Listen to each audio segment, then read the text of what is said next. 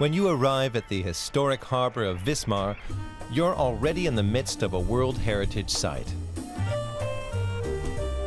Nearly the entire Old Town is listed by UNESCO. The district looks much as it did 700 years ago. We have 197 gabled houses here. Take a look up there, it's worth it. The conservationists don't want any plants on the roofs, so you can see the lines of the gables. So on we go.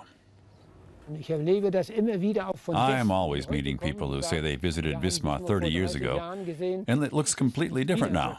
Back then it was an ugly gray city.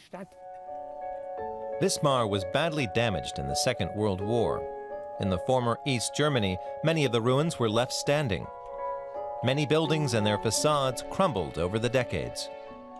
But over the past 25 years, conservationists have helped restore the city. It's been a wonderful thing for us. Today, tourism is the most important source of income in the Hanseatic city. Since the 1990s, the number of overnight visitors to the city has increased fivefold. Nearly 500,000 visitors flock here from around the world. We're from Monterrey in Mexico, and we're paying a visit to Wismar. It's very pretty and nicely restored. It's wonderful the way the buildings are being kept. It's a heritage for humanity. Some lucky visitors get a tour from Norbert Hüschner, an expert in World Heritage sites. We're one of the few old towns that is a World Heritage Site. Not just one building or a palace, but the entire historic district. That means 1,750 buildings, each with different owners. A palace is a single owner, but here for all the buildings we have about 1,600 owners. Buildings that are listed historic monuments have to meet very strict requirements during renovation. Olaf Dietrich decided to take the plunge. Today, he runs a guest house in the renovated building. This is what it looked like when we bought the house. It was basically a ruin. The house was vacant for about 30 years. Together with an architect, the Dietrichs applied for a renovation permit. The application passed through 7 committees and took 2 years in all.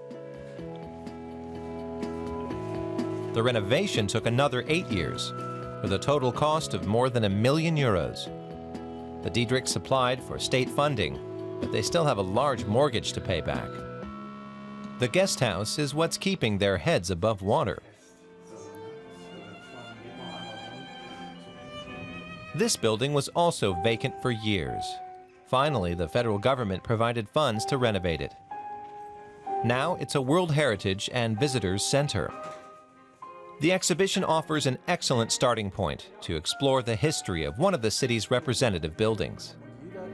For Norbert Hüschner, the massive restoration project was an investment in the future. We think that a large part of the increase in overnight visitors and day trippers in Wismar is probably due to our World Heritage status. Another tourist magnet is St. George's Church, a Gothic structure dating from the 15th century. In the early 1990s, it was in ruins.